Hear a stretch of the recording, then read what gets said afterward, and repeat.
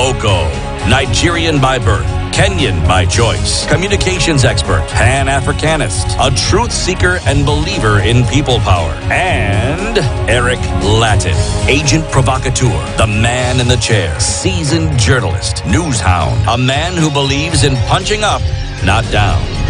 This is the situation. After 8, thank you very much for keeping it locked. This is Kenya's biggest conversation, the situation. We appreciate that you choose this as a way to start your day every weekday morning. Asante sana. And we're talking to those who are conscious about private banking, and Stanbic Bank is telling you we are the best when it comes to private banking. So make sure that you talk to Stanbic Bank. They'll tell you how to live joyfully, how to bank easily, how to invest skillfully, and how to then be with them.